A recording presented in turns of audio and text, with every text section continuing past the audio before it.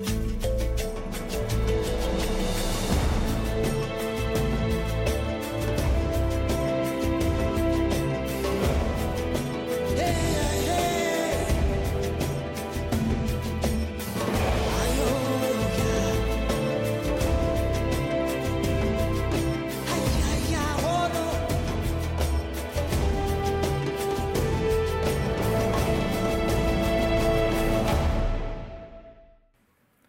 everybody.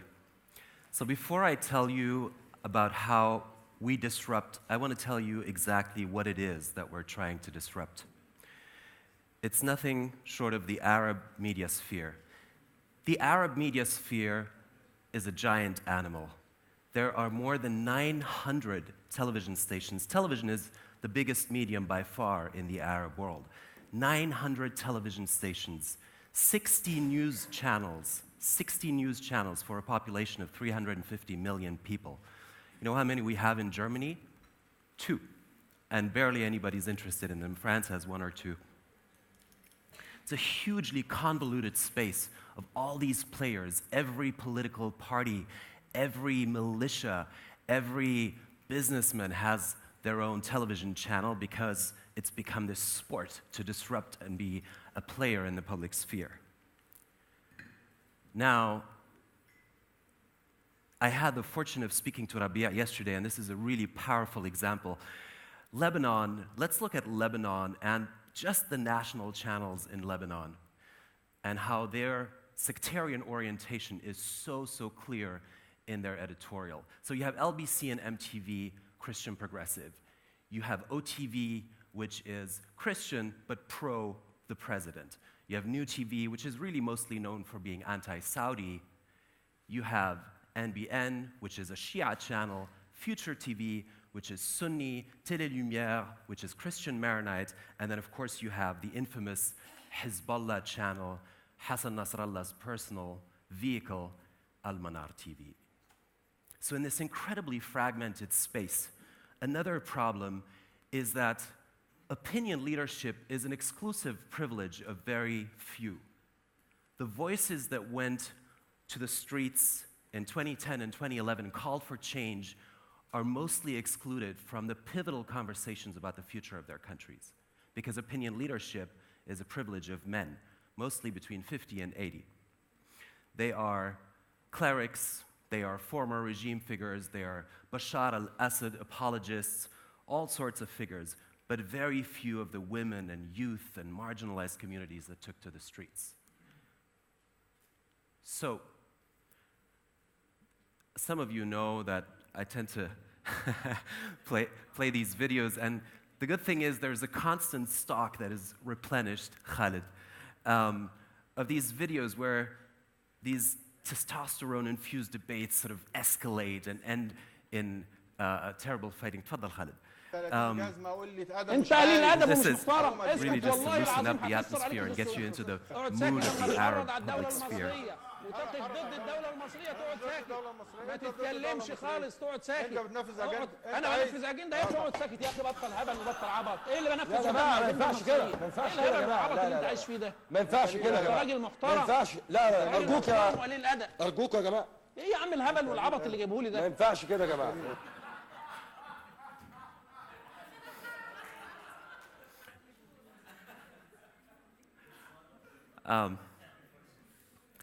So this has been a situation for a long time in the Arab television space. So then came the internet, and we all thought, we saw the Arab Spring, we saw the revolutions, people emancipated themselves through this discourse, and there was a lot of talk about liberation technology.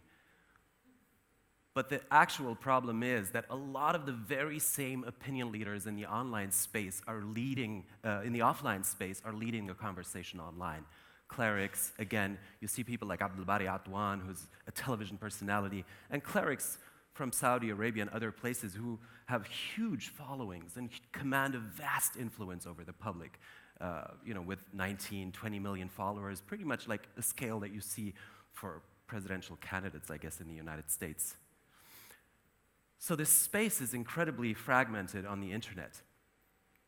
Because what's the problem? The internet favors noise over substance.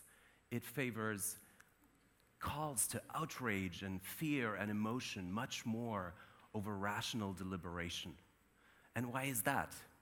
It's because this space really is driven by these social media companies whose bottom line is to make profit. So these algorithms are very much tweaked to give you more of what you want and accumulate those retweets and follows, likes, and the like, when in actual fact that is of very limited value to the public opinion formation process. So this is the second thing we're trying to disrupt. Let's just summarize this. Television is extremely polarized, utterly fragmented. You have the talking heads leading the space of opinion who are mostly men between the ages of 50 and 80, and you have a social media sphere that's really fanning the flames of polarization. All right, let's look at some of the ways we're trying to disrupt political debate. We'll start with online. So one of the things I was just saying is that these algorithms are not designed to foster rational deliberation. And one of the problems we see is that there's nothing inherently politically valuable about a retweet or a follow or a like. So what we tried to do is design an algorithm that adds the very nuance that is necessary for critical, rational discussion. So you have on the Munadara website, anybody can submit a video. It's entirely open to anybody who wants to participate. And then once you've watched a video, you have a prompt that tells you, do you agree or disagree with the statement that you have just seen? And then as a second metric, we track how people would judge the overall performance of a video, because you can watch an opinion, disagree, but still appreciate the way it was presented. So capturing that nuance is very important, and we're trying to do that. And it leads to very different results.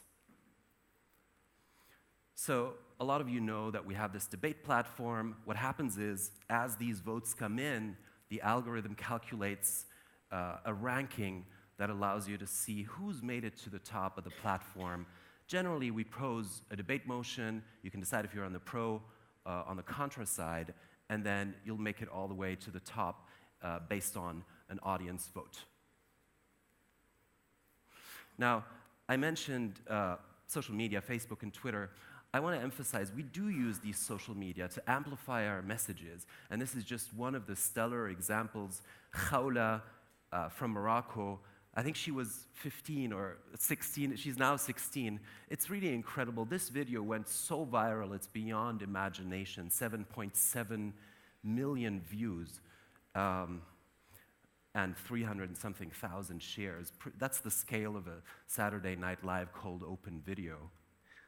Let me tell you briefly how we are trying to disrupt television opinion leadership. So these winners from the online competition go on to take part in live televised debates, where they're actually paired with some of the opinion leaders that you've seen earlier.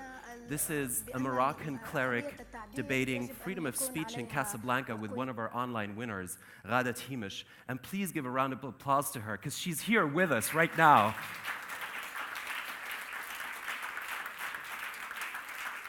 So young people like Ghada discover Munadara somewhere online in a break while they're working or relaxing at home, and this is really, really powerful. Now, Ghada was absolutely incredible in this debate. She, there's a lot of symbolism about a young, perfectly unknown person questioning, taking on some of these established opinion leaders. She was incredibly articulate, and I'm very, very proud of you, Ghada. So very quickly, because we have limited time. So we started at some point thinking about how could we disrupt our own debates? Because you have these pro and contra debates, which are very good for focused conversation, policy decisions, value questions. This is all really important. But what could we do to broaden the field of opinions beyond the binary of pro and contra? So what we started doing was hashtag debates that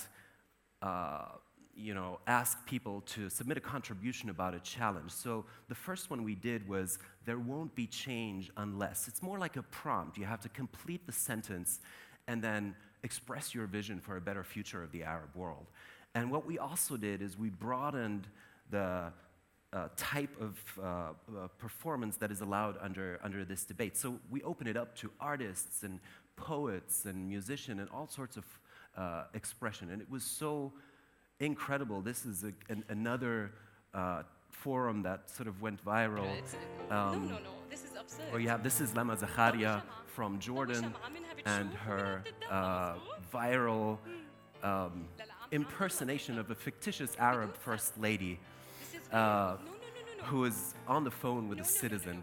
And we really had an incredible evening that night. We've done this 3 times now, and it's been very, very impressive. I'm almost coming to a close. I just want to tell you about one thing that I'm really excited about. We started thinking more recently about how we could disrupt the way political broadcasts happen. And I'm going to take you back to what I was saying in the beginning. So you have this entirely fragmented space of hundreds of television channels, so much noise, fanning the flames. What could we do to create some shared reality that's gone lost in this public sphere? So an unlikely inspiration for the idea that we came up with is the Eurovision Song Contest. Raise your hands if you know the Eurovision Song Contest.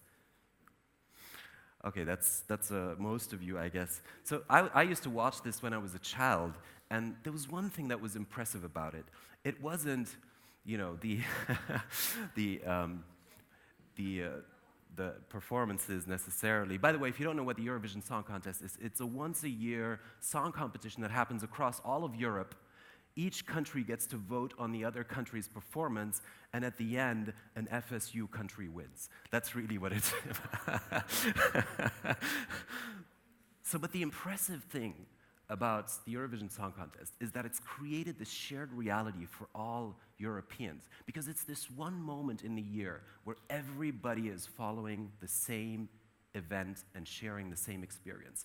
So we thought, could we recreate something like this for the Arab media sphere? And we started an open syndication model for our debates. The premise is, if you are willing to broadcast this debate without cutting anything in its entirety, then you can broadcast it. So we started signing contracts and are now embarking on this model where we're simulcasting the debates. We have partners in Morocco, Jordan, Tunisia. Al Jazeera used to be a long-time partner of ours. And we really hope that through this model, we can achieve the kind of scale that is necessary to effect the change and create those lost experiences that are shared among all of the citizens. Thank you very much. And can I ask Ghada very briefly to come on stage? I haven't seen her in a while. Oh no, we did meet in Beirut in March, because Ghada is also a fellow of the Munadara Initiative. So our most outstanding participants get to be Munadara fellows, and this is our first class of fellows, isn't it? Thank you, Belabbes. I just want to tell you a short story. So once I got a job in a call center, astrology call center. You know when people used to call you just to ask you if their ex-boyfriends are going to call them again or not, or if their financial crisis will end soon? In that moment, I was thinking that spreading hope is good. I was telling people good things, and that good things are going to happen to them. A few months later, I was on the debate, the DD14, talking about the freedom of expression. I remembered my customers, compared them to my audience, people who are ready to believe anything. If they are vulnerable enough, if you can choose your words, and if you have that moment where people are ready to listen to you, I realized that I did a big misdeed, spreading illusion. In that moment, I chose to tell the truth and nothing else but the truth. So thank you, Munadara, for this. Thank you so much, Ghada. Thank you so much. Thank you, everybody.